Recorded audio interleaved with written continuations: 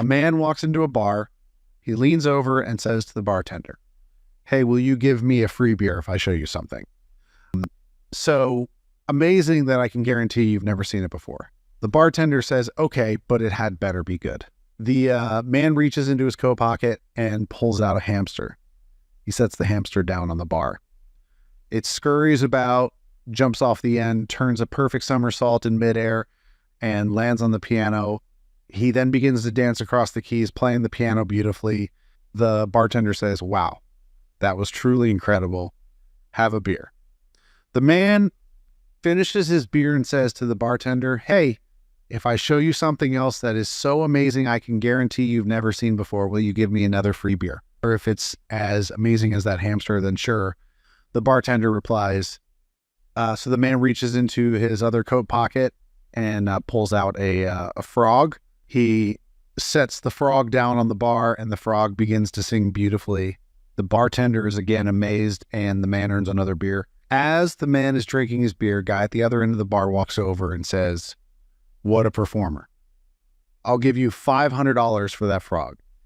The first man says, "It's a deal," and sells the guy his frog. Bartender shakes his head slowly. Not that it's any of my business, mind you, but that was a real live singing frog. Why would you sell it for only $500? You could have made millions off of it. The man says, "Nah, don't worry. The hamster's also a ventriloquist." A doctor takes off his glasses, rubs his eyes, and says to Mr. Smith, "I have some bad news. The test results came back positive for cancer. Now, I can help you through this with counseling. I have a 1 o'clock tea time. Why don't you join me?" They go to the golf course, and on the first tee, the patient runs into a few guys he knows, and he tells them he is dying of AIDS. Curious, the doctor asks, "Why are you telling everyone you were dying of AIDS when in fact you're dying of cancer?" The guy looks at the doctor and in a very low voice says, "I don't want any of my friends sleeping with my wife after I die."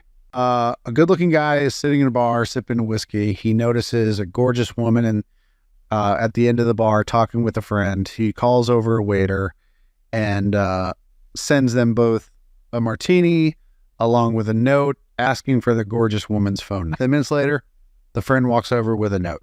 It reads, "Unless you have a Mercedes parked outside, $1 million in the bank, and 8 inches in your pants, you're not getting anything from me." The man finishes his whiskey, considering his response. He then writes this down on a piece of paper, hands it to the friend, and walks out.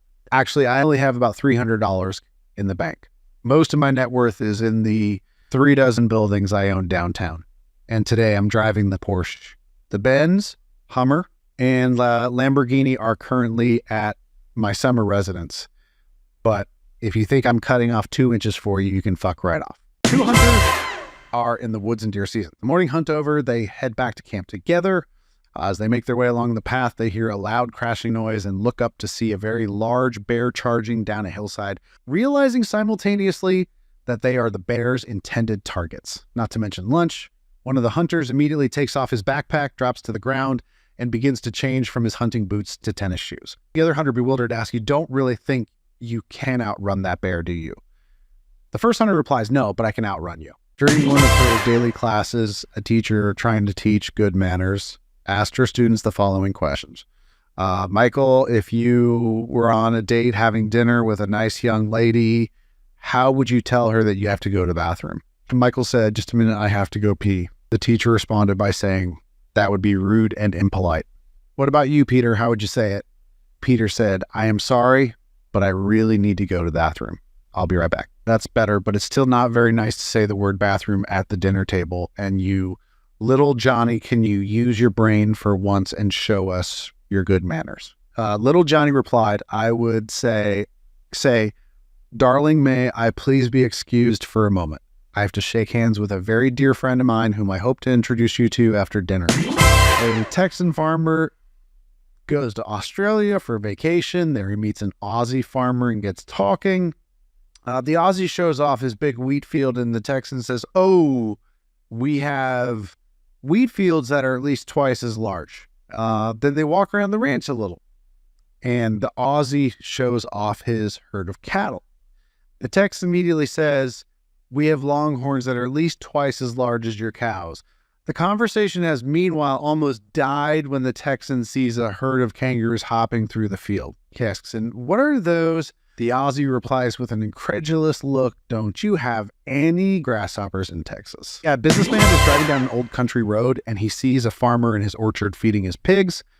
The farmer is taking one pig at a time, holding it up, letting it eat an apple out of the tree, and then setting it down before picking up another pig and letting it eat an apple.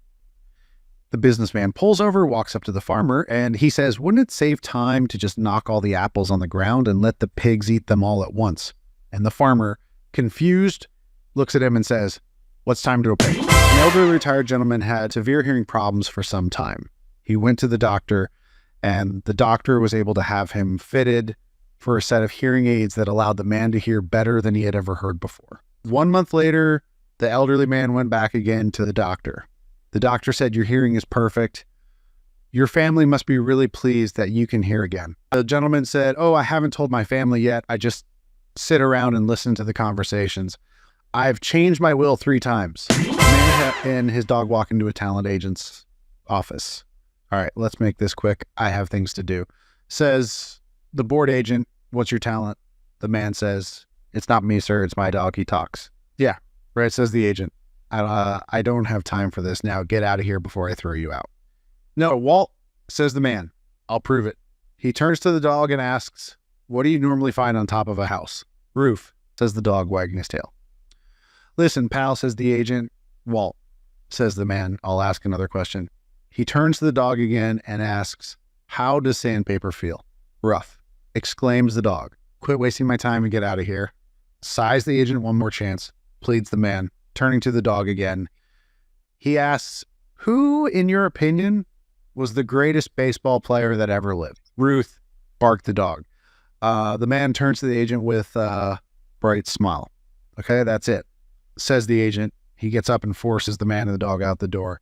Turning to the man, the dog sighs and says, Joe DiMaggio. The guy sits down in a movie theater and notices that a man in front of him has brought his dog, and it's sitting in the seat next to him. He thinks it's unusual, but he likes dogs, so he decides that as long as it's not a distraction, he won't mention it. The movie starts, and pretty soon. There's a funny part. The dog makes some low woofing sounds that seem like laughter. In a little while, there's a sad part, and the dog appears to be weeping.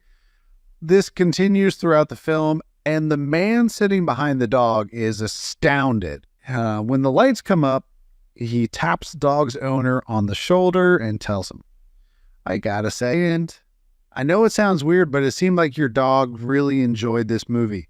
The dog owner looks at the dog and nods. I know.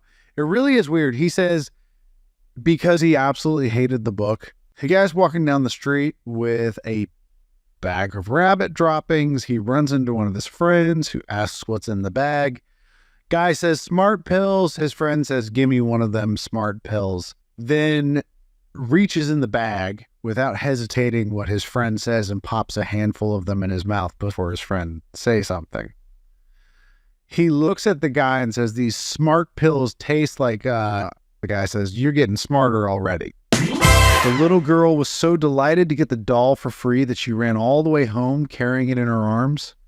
When she got home to her apartment building, she went into the lobby. It was deserted. She stood there waiting for the elevator to arrive. The doors opened, and she stepped inside, clutching her new doll tightly. The doors closed, but the elevator did not move. The little girl got scared and began trembling with fear. Oh my God, she thought to herself. Is this the curse of the doll? Suddenly, she felt the doll move in her arms. Ever so slowly, its head turned to face her. The little girl wanted to scream, but she couldn't make a sound. The doll's eyelids fluttered and opened. It stared at her with its lifeless glass eyes. Then its mouth opened and it said, push the button to go up, bitch.